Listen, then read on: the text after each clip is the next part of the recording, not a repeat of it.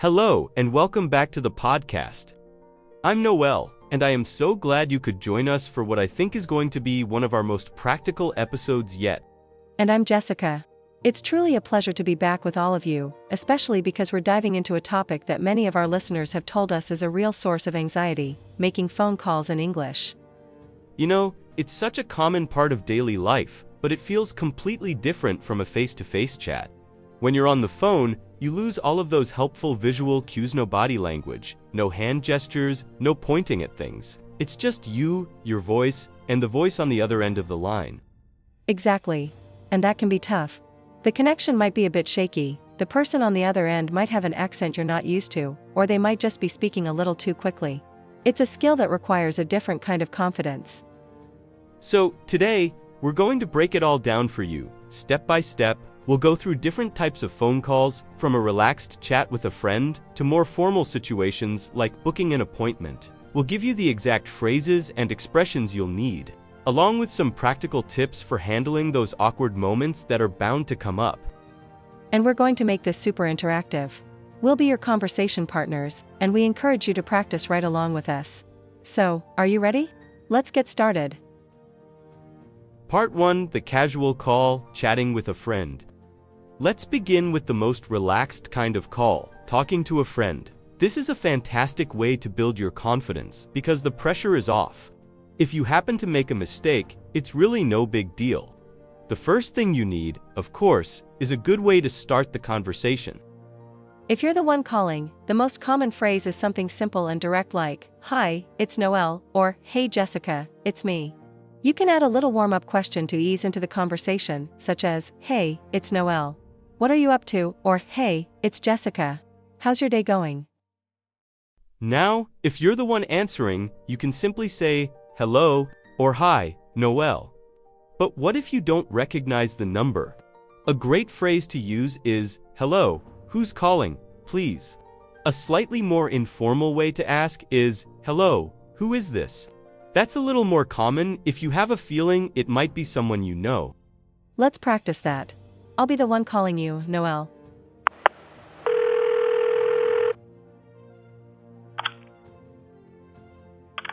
Hello. Hi, Noel, it's Jessica. How are you doing? Hey Jessica, I'm doing great, thanks for calling. I was just about to head out for a walk. What's up? Oh, nothing much. I was just wondering if you were free to grab some coffee sometime this week. That sounds really good. Let me just check my schedule quickly. See? It's that simple. Let's break down some more phrases we can use for making plans. You can say, "Are you free?" or "Are you available?" and follow that with a specific day or time. For example, "Are you free to get lunch on Friday?" or "Are you available on Saturday morning?" You can also use phrases that sound a little more like a suggestion, like, "Do you want to?" or "How about?" So you could say, "Do you want to grab coffee sometime?" or "How about we meet up for dinner?" When you're responding, you have a few easy options. If you're available, you can say, "That sounds great," or "Yeah, I'd love to." If you're busy, you need to say it politely, "Oh, I'm sorry, I can't. I'm busy then," or "Unfortunately, I'm not free on Friday." And if you're not sure, you can always say, "Let me check my schedule." Let's do another mini dialogue. This time, I'll be the one to call you. Okay, I'm ready.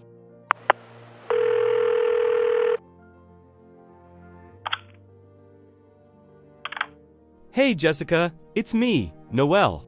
Hi, Noel. What's up? Nothing much. I was just wondering if you wanted to see that new movie everyone's talking about tonight. Oh, that sounds like fun, but I'm afraid I can't tonight. I have to work late. Oh, no problem at all. How about tomorrow night instead? Tomorrow night? Let me see. Yes, that works perfectly. Great. What time should we meet? Let's say 7 p.m.? Perfect. I'll see you then. Awesome. See you then. Common mistakes and cultural insights. Before we move on, let's talk about some common mistakes people make on casual calls, especially when they're learning. One big one is being too formal. That's so true. Sometimes learners use phrases like, "Good day, this is Noel speaking, may I know your identity," which is something you'd never say to a friend. Just remember, a casual call should sound natural. Just say, "Hey, it's Noel." Another mistake is not having a clear reason for the call. If you call someone and they say, "What's up?" and you say, nothing, it can feel a little awkward. It's okay to call just to say hi, but it's good to have at least one or two small things to talk about to start the conversation. Absolutely. Let's also touch on some cultural differences. In many English-speaking cultures, especially in the US and UK, it's common to get right to the point after a brief greeting. You're not expected to have a long, elaborate conversation with someone you just called. And the sign-off is also important. In many cultures, the phone call just kind of ends. In English, we almost always use a clear closing phrase, like, "Talk to you later, see you soon," or "Have a good one." Before we hang up, it feels a little abrupt if you don't. Part 2. Ordering food, the takeout call. Alright, let's move on to a practical skill you'll use all the time, ordering food for takeout or delivery. This is slightly more formal than calling a friend, but it's still pretty straightforward. The first step is to introduce yourself and state your purpose clearly. The person answering the phone will probably say the restaurant name, something like, "Hello, this is the Pizza Palace. How can I help you?" And you can respond with, "Hi, I'd like to place an order for delivery, please." Or, if you just want to ask a question first, you can say, "Hi, I have a quick question about your menu." The person on the phone will likely ask, "What would you like to order?" This is your cue to tell them what you want. A simple way to say this is, "I'll have ... or "Could I get?" For example, "I'll have the pepperoni pizza," or "Could I get the Caesar salad?" And remember to include any specific details. Like if you want a large pizza, a small salad, or a Diet Coke. "I'll have one large pepperoni pizza and a small Caesar salad." Let's do a little role play. Jessica, you're a hungry customer, and I work at the burger joint.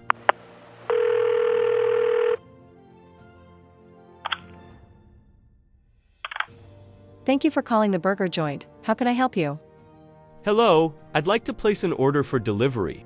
Okay, what can I get for you? I'll have the double cheeseburger with fries, and a large soda, please. And what kind of soda would you like? Coke, please? Okay, so that's one double cheeseburger with fries and a large Coke. Anything else for you today? No, that's all. Perfect. Can I get your address, please? And here's where it can get a little tricky. You have to give your address and sometimes your name, so you need to be very clear. A fantastic tip here is to spell things out. For example, my name is Noel, that's Noel, and for your street name, it's on Maple Street, Maple. This helps to avoid any mistakes with the order. Once you give your information, the person will probably tell you the total cost and the estimated time for delivery or pickup. For example, your total will be $15.50, and it should arrive in about 30 minutes. A very important thing to remember is to confirm the details back to them. This is a great habit to get into. You can say, "Just to confirm, that's one double cheeseburger and fries for delivery," or "and it will be about 30 minutes. This simple step shows you were listening and helps prevent any mix-ups with your order.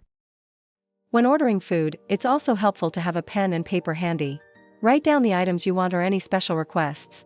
For example, if you want your pizza without olives, you can say, "Could I get that without olives, please?" That's a great tip. And if you have dietary restrictions, don't hesitate to ask. You might say, "Do you have any vegetarian options? Or can you tell me if this dish contains nuts?" Also, if you're ordering from a place you haven't tried before, check their website beforehand to familiarize yourself with the menu. This can help you feel more confident when you call. Part 3. Booking a service, the formal call. Alright, let's move on to the next level of formality. This is where we need to be a little more polite and use slightly more professional language. This could be anything from booking a doctor's appointment to scheduling a haircut or calling customer service. The first step is to state your purpose clearly. You can't just say, "Hi, what's up?" You have to be specific and direct. A good opening is, "Hello, I'd like to make an appointment, please." Or, "Hi, I'm calling to book a service." The person on the other end will likely ask for your name and the reason you're calling, saying something like, "What's your name and what is this regarding?" And you can respond with, "My name is Jessica, and I'm calling to book a haircut." The person will then give you some options. "We have an opening on Tuesday at 2 p.m. or Thursday at 11 a.m. And you need to respond clearly. "Tuesday at 2 p.m. works for me." Or, If neither option works, you can politely say, "I'm afraid neither of those times are good. Do you have anything later in the week?" Let's practice a full scenario. Noel, I'm a receptionist at a hair salon.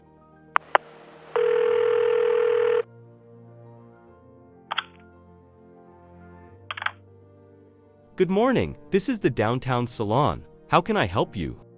Good morning, I'd like to book a haircut, please. What is your name, please? My name is Jessica. Jessica.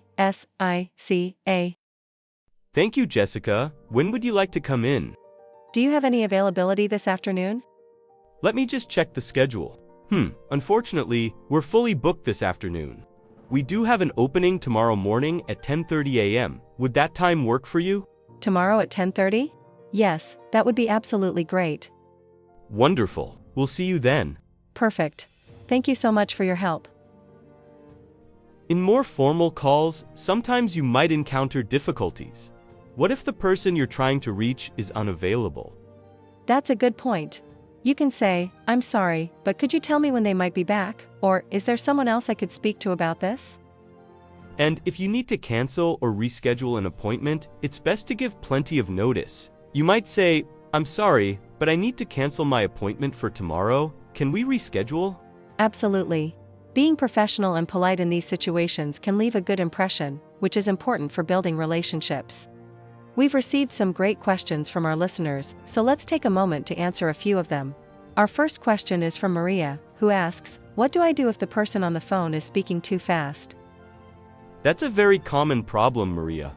The best thing to do is to be polite and direct. You can say, "I'm sorry, could you please speak a little more slowly? Or could you repeat that? I didn't quite catch it." Don't be shy about this. They want to help you, and they'll appreciate you being honest. Our next question is from Luis. "What if I get a call from an unknown number? How should I answer?" That's a great question, Luis. If you don't recognize the number, it's perfectly fine to answer with a simple hello or hi. If it's a personal call from someone you know, they'll say their name. If it's a business or a solicitor, they'll usually introduce themselves right away. You are not obligated to give your name until you know who they are. Now for our final tip, which is my favorite: take notes. Especially for those formal calls. Write down the name of the person you're speaking to, the time of your appointment, and any confirmation number or reference code. It gives you a physical record of the conversation to refer back to, which can prevent a lot of stress later on. One more tip I'd like to add is to practice your phone skills with a friend or language partner. Role-playing different scenarios can help you feel more prepared. Yes. And try recording yourself during practice. Listening back can help you identify areas where you might want to improve. Also, don't forget to breathe. If you feel nervous before a call, take a few deep breaths to calm yourself. It can make a huge difference. Before we go, let's have a little fun with a quick mini quiz. We'll give you a situation, and you have to think of the best phrase to use. Ready? Ready. Question 1. You're calling a friend to ask about their weekend. What's a natural way to start the conversation? The best answer would be something like, "Hey, it's Noel. How was your weekend?" Question 2. You're on the phone, and the person gives you a time you can't make. What's a polite way to say no? You could say, "I'm sorry, I can't make it then. Do you have any other times available?" Question 3. You're ordering a pizza, and you want to make sure the restaurant got your address right. What should you say? The best phrase is just to confirm, "My address is ... double quotes, and then you say it back to them slowly and clearly. Excellent. How did you do? We hope you got them all right. We've covered a lot of ground today, from having casual chats with friends to placing an order and booking a professional service. Remember, the key is to be clear, confident, and polite. Don't be afraid to ask for help when you can't understand something, because that's a perfectly normal part of any conversation. The more you practice, the easier it will get. The next time your phone rings, you'll be ready and much more confident. Thank you so much for joining us for this episode. If you have any questions or ideas for future topics, you can always reach out to us.